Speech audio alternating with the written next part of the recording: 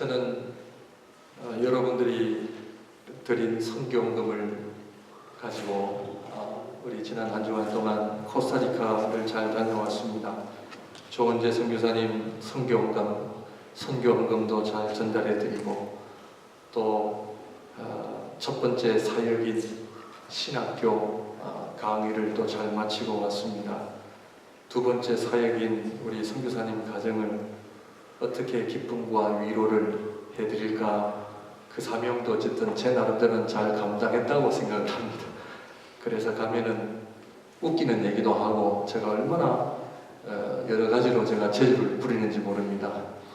그래서 맛있는 것도 사드리고 위로해드리고 해서 올 때 되면은 늘 아무튼 감사합니다. 제가 인사를 받았는데 저만 받는 것이 아니라 우리 목양교회 선교사님께서 우리 목양교회 모든 성도님들에게 다시 한번 감사와 또 그 위로의 그 말씀 또 전해드리고 제가 대신해서 우리 조은재 선교사님의 인사를 전해드립니다. 너무 감사하다고요. 이번에 참 많은 또 그런 고백이 있었습니다.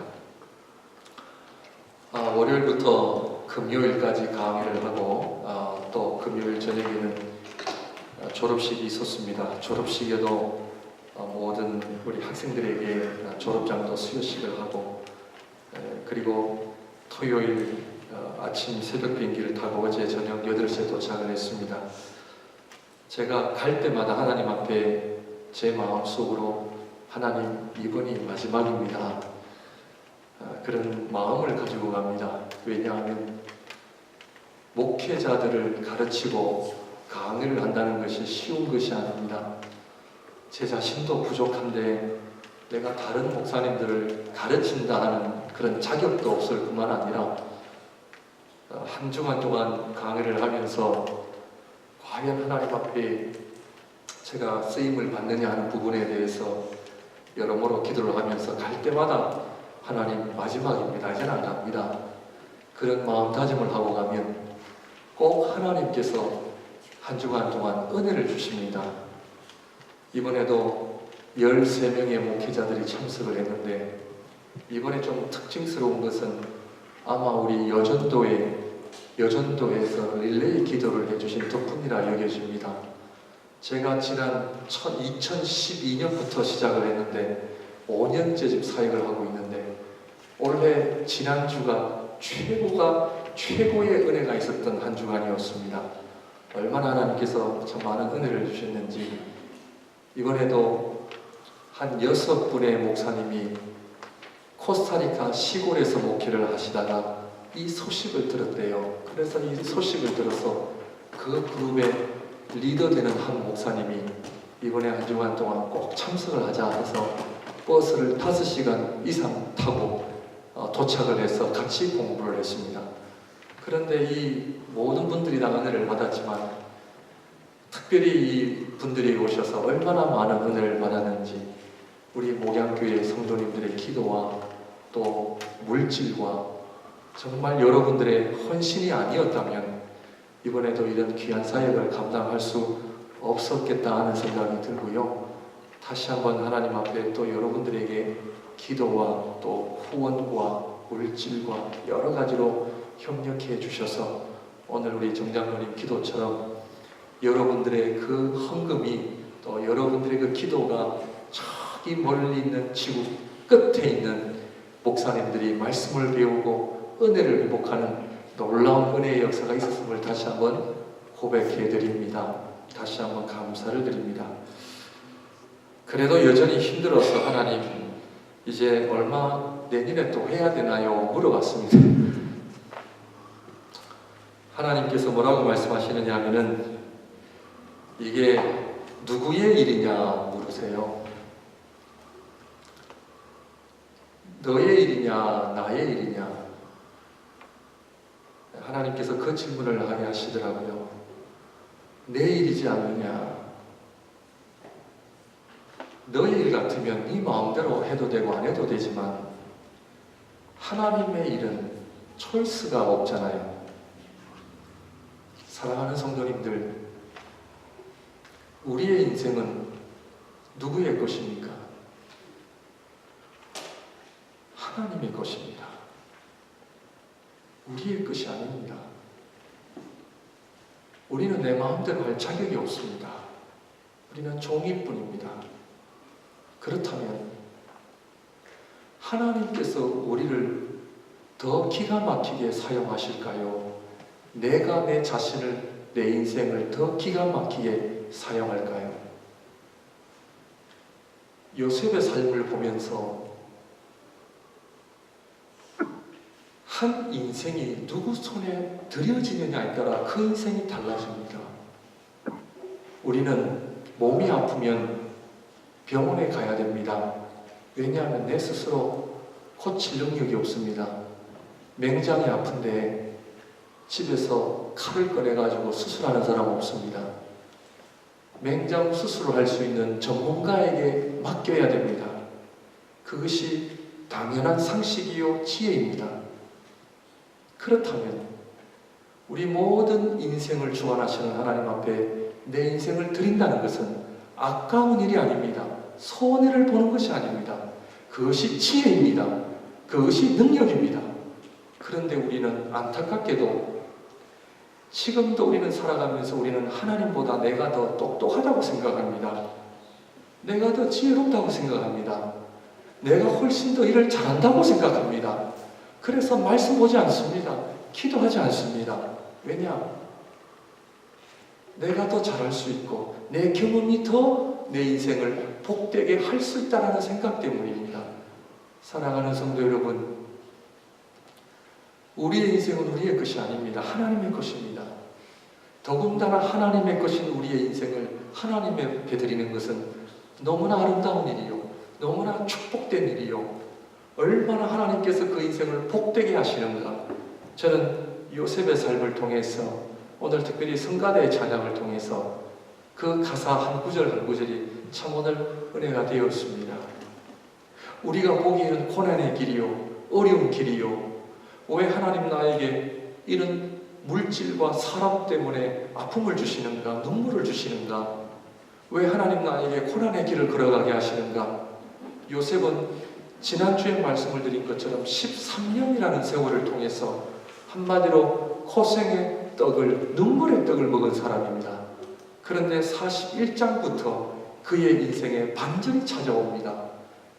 저는 이 요셉의 이야기를 읽을 때마다 우리 하나님께서 얼마나 놀랍고 우리 하나님께서 얼마나 한 인생을 복되게 하실 수 있는가라고 하는 그 약속, 그러므로 요셉뿐만 아니라 하나님을 믿는 자에게, 특별히 자기의 인생을 하나님 앞에 드리는 인생에게 하나님께서 그 인생을 얼마나 아름답고 멋있게 사용하실 것인가, 저는 오늘 그 약속을 봅니다. 그러므로 고난 뒤에 찾아오는 은혜, 많은 분들이 안타까운 것은 고난만 보죠. 눈물 뒤에 찾아오는 그 은혜, 평강, 십자가 뒤에 있는 부활, 이 어려움 뒤에 찾아오는 그 은혜를 바라볼 수만 있다면 지금 나에게 찾아오는 고난은 아무것도 아니죠. 그러므로 오늘 이 요셉의 삶을 통하여, 본문의 말씀을 통하여 고난 뒤에 찾아오는 은혜가 무엇인지를 알아 하나님 앞에 지금 나에게 다가오는 이 어려움, 고난을 통해 어떤 하나님의 은혜를 주실 것인가, 어떤 하나님의 복을 주실 것인가. 여러분들께서 기도와 물질을 모아 지난 한 주간 동안 코스타리카에서 사역을 하면서 저와 여러분들이 능력이 있어서, 저와 여러분들이 실력이 있어서 쓰임을 받는 것이 아닙니다. 그것은 하나님의 일이요, 저희들은 그저 갔을 뿐이요, 순종했을 뿐입니다. 이번에도 우기가 되면은 비가 얼마나 많이 오는지 모릅니다. 비가 오면 아직도 코스타리카는 우리 한국에 비하면 아직도 후진국이라서, 코스타리카 사람들이 들으면 좀 기분 나빠할지 모르겠습니다만, 아직도 그 신학교가 아주 큰 건물이 있는데도 지붕이 다 양철이에요, 양철. 그래서 비가 오면 소리가 시끄러워서 강의를 못합니다. 그래서 비가 그칠 때까지 기다렸다가 또 비가 그치면 또 강의를 하고, 이번에 그런 또 시간도 가졌습니다. 그러면서 비가 내리는 그 소리에도 꼼짝을 못하는 것이 인생이구나. 아무것도 아니에요. 아무것도 할 수가 없어요. 그런데 어쨌든 하나님께서 저와 여러분들을 통하여 그들에게 말씀을 전하고 복음을 전하고 그 목사님들의 한 주간 동안 함께 숙식을 하면서 수련회를 하면서 하나님의 말씀을 배우면서 은혜를 받는 모습을 바라보면서 정말 하나님께서 저에게 또 우리 목양교회를 향한 왜 이러한 고난과 어려움을 통과하게 하시는가, 그것이 바로 하나님 앞에 쓰임을 받기 위한 그 목적이라고 하는 것을 우리는 기억해야 합니다. 그러므로 이민의 삶 속에 어떤 어려움과 아픔, 고난의 길을 걸어가고 있는 분들 계십니까? 기억하십시오. 거기에는 분명한 하나님의 목적이 있습니다. 거기에는 분명한 하나님의 섭리하심이 있습니다. 그리고 좀 전에 말씀을 드린 것처럼 우리는 인생의 전문가들이 아닙니다. 우리는 내 인생을 내 스스로 잘 살갈 수 있는 능력도 없는 자들입니다.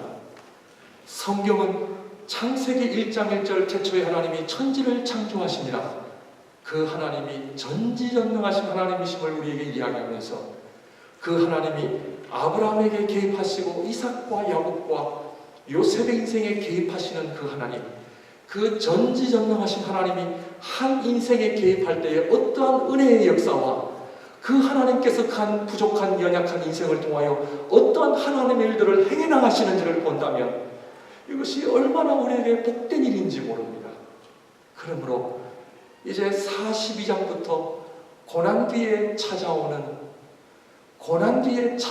하나님의 은혜가 얼마나 놀라운지 그것을 함께 보면서 정말 저와 여러분들이 하나님 앞에 정말 그 요셉처럼 아름다운 믿음의 삶을 살아가시기를 주님의 이름으로 축원드립니다.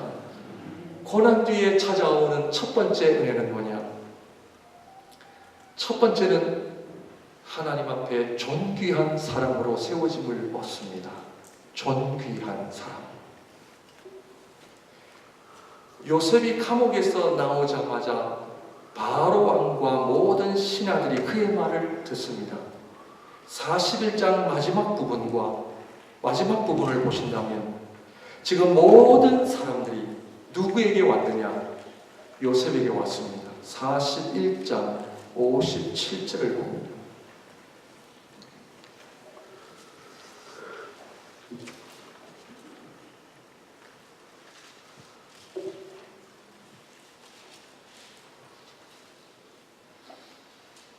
오 41장 57절 보시면 각국 백성도 양식을 사려고 애굽으로 들어와 요셉에게 이르렀으니 기근이 온 세상에 심함이었더라. 각국의 모든 백성들이 누구에게 왔다고요? 요셉에게 왔습니다. 바로 왕과 신하들뿐만 아니라 모든 각국 백성들이 누구에게 왔느냐? 요셉을 찾았습니다. 이것은 무엇을 의미하느냐? 오늘 저와 여러분들이 읽은 42장에도 야곱의 아들들이, 요셉의 형들이 요셉에게 와서 엎드려 절했다라고 나와 있습니다. 요셉에게 왔습니다. 모든 사람이 요셉에게 왔다고 하는 것은 요셉은 하나님 앞에 존귀한 사람이 되었음을 보여줍니다. 사랑하는 성도 여러분, 하나님의 복은 이 세상과 비교할 수 없습니다. 하나님 앞에 믿음으로 살아가는 자, 하나님 앞에 신앙의 훈련을 통과하는 자, 13년이라고 하는 엄청난 세월을 하나님의 말씀과 기도의 훈련을 통과한 자, 하나님은 요셉을 어떤 자로 세우시느냐? 하나님과 사람 앞에 존귀한 자, 디그니티가 있는 사람. 세상이 말하는 복은 물질, 명예 외에는 없습니다. 그러나 물질과 명예는 디그니티를 가져오느냐? 못 가져옵니다. 이것은 하나님께서만이 주시는 이 존귀함은 하늘에서부터 신령한 은혜로부터 오는 것인데요, 하나님께서 그 사람을 세우실 때에 존귀한 사람으로 세우신다는 것을 우리는 성경을 통해서 볼 수가 있습니다. 그러면 하나님 앞에 존귀한 사람은 누구냐? 다른 말로 말하면 하나님을 가장 존귀하게 여기는 사람입니다. 13년 동안 어떤 훈련이냐? 왜 하나님께서 저와 여러분들을 고난과 역경과 어려움을 통과하게 하시느냐? 왜 신앙의 훈련이 있느냐? 그것은 목적이 하나입니다. 이 세상에 하나님을 가장 소중한 존귀한 분으로 여기는 훈련입니다. 하나님께서 말씀과 기도를 통하여 우리 하나님의 백성들이 요셉처럼 어떤 사람으로 살아가게 하느냐? 존귀한 사람. 모든 백성이 요셉에게 다 나왔습니다.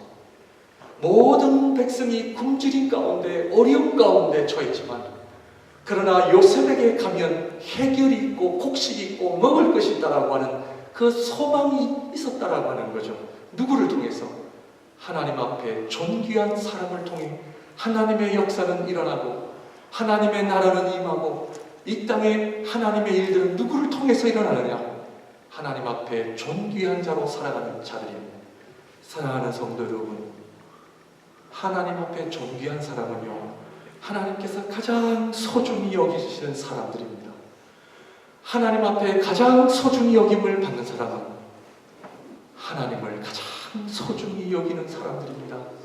사랑하는 성도 여러분, 하나님을 가장 소중히 여기시는 삶을 사시기를 바랍니다. 물질이 중요하지 않습니다. 명예. 자, 요셉의 삶을 보게 되면 하나님 앞에 존귀한 삶을 살아가게 되면 물질과 명예는 따라오게 되어 있습니다. 세상에서도요, 좋은 것을 줍니다. 세상에서도 좋은 것들이 있어요. 그런데 신앙생활은요, 이 세상이 줄 수 없는 것을 줍니다. 이 세상에서는 결코 줄 수 없는 것을 하나님께서만이 주실 수 있는 선물이 있습니다. 그것은 요셉에게 주신 하나님 앞에 존귀한 삶. 오늘 우리의 마음을 어렵게 하고 우리의 삶을 어렵게 하는 것은 물질이 아닙니다. 오늘날이 세월이 갈수록 우리를 힘들게 하고 어렵게 하는 것은 우리 안에 존귀함. 내가 하나님 앞에 얼마나 존귀한 존재인가를 모르고 살아갑니다. 물질에 의해, 명예에 의해 판단되어지고 내가 얼마나 성공했느냐에 따라서 판단되어지는 이 세대 속에 많은 사람들이 상처를 받고 많은 우리 자녀들이 목숨을 끊고 세상이 주는 잣대를 가지고 내가 성공했다, 실패했다를 측정하고 이야기합니다. 그러나 성경은 그렇지 않습니다. 하나님 앞에 귀한 사람은 존귀함을 받는 사람. 그것은 하나님께서 그를 들어 높이 사용하시는 사람. 결론적으로 말씀드리면 하나님의 사람들이 되는 것입니다. 저와 여러분들이 얼마나 하나님 앞에 소중한 인생들입니까? 여러분, 저는 이번에도 코스타리카를 갔다 오면서 한 영혼이 얼마나 소중한지 몰라요. 한 영혼 한 영혼이 하나님께로 말씀으로 돌아오는 그 일들이 얼마나 소중한지요. 오늘 우리 목양교회 성도님들 한 분 한 분이 얼마나 하나님 앞에 소중합니다. 그러므로 하나님께서는 저와 여러분들을 통하여 내가 원하는 인생이 아니라 내가 계획하는 인생이 아니라 내가 바라는 인생이 아니라 하나님께서 개입하실 때에 그 인생이 얼마나 존귀하게 되고 얼마나 하나님 앞에 아름다운 인생이 되느냐, 그것을 성경이 우리에게 이야기를 합니다. 오늘 요셉의 이야기는 요셉의 이야기가 아니라 하나님의 이야기입니다. 그 살아계신 하나님이 한 인생을 복 주실 때에 얼마나 그 인생이 존귀케 되고 얼마나 많은 사람들에게 곡식을 나눠줄 수 있는 지혜와 얼마나 많은 사람들에게 사랑과 존경을 받을 수 있느냐는 그런 아름다운 약속의 말씀입니다. 그러므로 고난 때문에 어려워하지 마십시오. 눈물 때문에 어려워하지 마십시오. 고난 뒤에 찾아오는 하나님의 은혜는 저와 여러분들을 결국에는 하나님 앞에 존귀한 자로 세우고 그 사람을 통하여 하나님의 놀라운 역사를 일으키시는 하나님의 섭리하심을 바라보시고 지금 당하는 고난과 어려움을 승리하시기를 주님의 이름으로 축원드립니다. 42장 보시면 42장 1절입니다. 그때에 야곱이 애굽에 곡식이 있음을 보고 아들들에게 이르되 너희는 어찌하여 서로 바라보고만 있느냐. 야곱의 아들들을 보십시오. 성경을 보십시오. 너희는 어찌하여 서로 바라보고만 있느냐. 요셉은 13년 동안 뭐 했습니까? 신앙의 훈련과 고난과 역경을 통과했는데 야곱의 아들들은 뭐 했어요? 지난 13년 동안 서로 바라보고만 있었습니다. 다가오는 기근 앞에 어쩔 줄 몰라 어찌할꼬 서로 바라보고 있는 인생들을 보십시오. 4절 봅니다. 야곱이 요셉의 아우 베냐민은 그의 형들과 함께 보내지 아니하였으니 이는 그의 생각에 재난이 그에게 미칠까 두려워함이었더라. 성경은 아직도 야곱의 다른 아들들은 그들을 믿지 못해 베냐민을 함께 보내지 아니하였다. 믿지 못했습니다.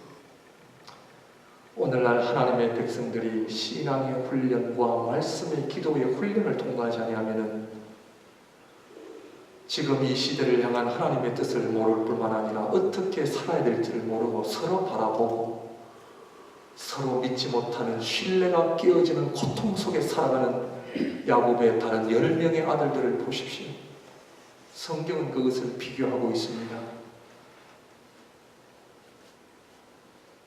하나님 앞에 하나님으로 세워지느냐 아니면 자기 마음대로 살 것이냐.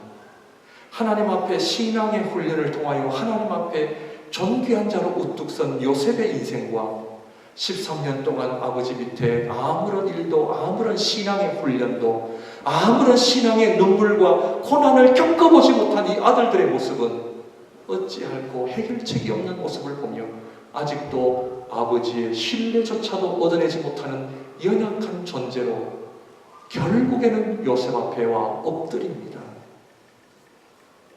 저는 이 두 인생의 비교를 통해서 살아가는 성도 여러분, 우리가 하나님 앞에 한 번밖에 없는 인생, 정말 하나님의 나라를 위하여 존귀 여김을 받고 하나님 앞에 쓰임받느냐, 아니면은 이 야곱의 10 아들들처럼 서로 바라보고 어떡할꼬 갈 길을 몰라 방황하는 그 인생으로 살아가시겠습니까? 요셉도 아버지 밑에서 채색 옷을 입고 형들에게 팔림을 당하지 아니하였더라면 아버지 밑에 심부름꾼이라 하는 그런 인생으로 끝날 수밖에 없었을 것입니다. 그러나 하나님은 그를 들어 존귀한 자로 세우시기 위하여 하나님은 그에게 신앙의 훈련을 통하게 하십니다. 사랑하는 성도 여러분, 지금 이 시대는 신앙의 훈련을 통하여 하나님 앞에 존귀한 자로 세움을 있느냐 없느냐를 직면해야 되는 시대입니다. 사랑하는 성도 여러분, 우리 자녀들과 우리 부모님들 한번 보십시오. 요셉이 애굽 땅에서 정말 아무런 존재가 아니었습니다. 이스라엘의 그 한 소년이 종으로 팔려와 애굽 총리에 오기까지 13년 동안 얼마나 많은 고난의 연속의 시간이 있었겠습니까? 그러나 성경은 하나님은 지금도 살아계십니다. 지금도 살아계셔서 하나님의 백성들을 보고 계시며 우리들의 인생에 들어오기를 원하시고 우리 인생에 개입하기를 원하시는데 우리는 아직도 그 하나님을 거부합니다. 우리는 아직도 하나님보다 우리가 더 똑똑하다고 생각하기 때문에 하나님의 거룩한 말씀을 아직도 장식용으로 사용하고 있습니다. 신앙생활을 아무런 느낌 없이 왔다 갔다 합니다. 예배를 1시간 드려도 몸만 왔다 갔다 합니다. 물론 우리 교회는 그런 분 안 계시겠지만 그러나 하나님께서는 요셉의 인생을 통하여 삶의 한순간순간이 하나님을 나를 바라보고 계시고, 하나님께서 나의 허락하신 그 삶의 자리를 통하여 하나님께서 저와 여러분들 하나님 앞에 얼마나 존귀한 자로 세우실 것인가를 바라볼 수만 있다면, 그 하나님은 아직도 우리를 사랑하셔서 우리를 통하여 하나님의 영광과 하나님의 나라를 위하여 사용하기를 원하시는데, 우리가 그 하나님을 믿질 않아요. 그 하나님이 요셉을 얼마나 귀하게 존귀하게 여기십니까? 그를 통하여 모든 사람이 무릎 꿇게 만드십니다. 그러나 그의 형들은 저 동생이 미워 팔아버리고, 저것이 싫어서 안 하고, 하나님의 말씀이 지배하는 인생이 아니라 충동에 의해서 살아가는 인생, 여전히 하나님은 믿는다고 말은 하지만 여전히 내 인생은 하나님의 말씀이 나를 지배하지 않고, 여전히 내 생각, 내 충동, 내 감정, 내 경험이 나를 지배하고, 하나님이 주시는 그 은혜와 능력을 완전히 소모해버리고 이 땅에 하나님 앞에 하나님의 영광을 드러낼 거룩한 사람으로 살아갈 사명을 다 잃어가고 있는 것은 아닌지, 오늘날 교회와 오늘날 목회자들이, 하나님의 거룩한 성도들이 세상에 왜 비난과 손가락질을 받습니까? 이것은 우리가 쉽게 넘어갈 일이 아닙니다.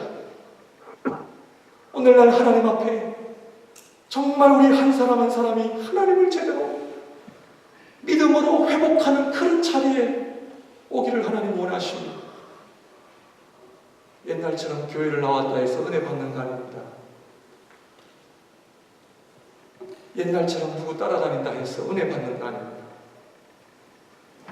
이제는 우리가 알곡이냐 가라지냐, 정말 하나님 앞에 나의 믿음을 돌아볼 시대가 왔습니다. 참 감사한 것은요, 세계 어디를 가도요 하나님의 말씀에 은혜를 받더라고요. 은혜를 받아요.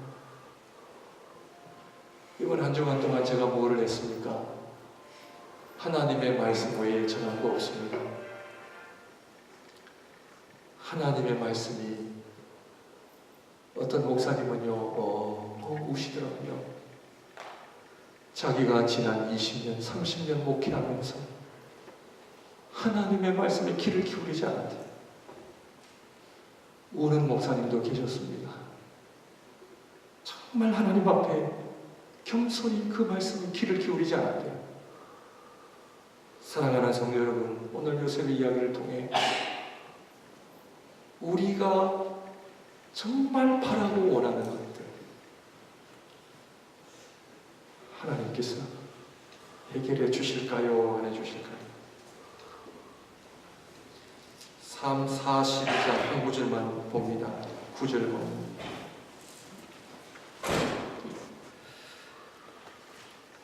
42장 9절 봅니다. 요셉이 그들에게 대하여 꾼 꿈을 생각하고 그들에게 이르되 너희는 정탐꾼들이라 이 나라의 틈을 엿보려고 왔느니라. 요셉이 그들에게 대하여 무엇을 생각했어요? 꾼 꿈을 생각하고. 무슨 얘기입니까? 두 번째로 마지막으로 하나님께서는 요셉의 소원을 다 들어주십니다. 결국에는 하나님께서는요 믿음의 사람들의 소원을 다 들어주십니다. 저는 이 요셉의 이야기를 또 묵상하며 읽을 때마다 우리 하나님은요 얼마나 좋은 하나님이신 몰라요. 사랑하는 성도 여러분, 하나님 앞에 존귀함을 회복하는 신앙생활 살아가시기를 주님의 이름으로 축원드립니다.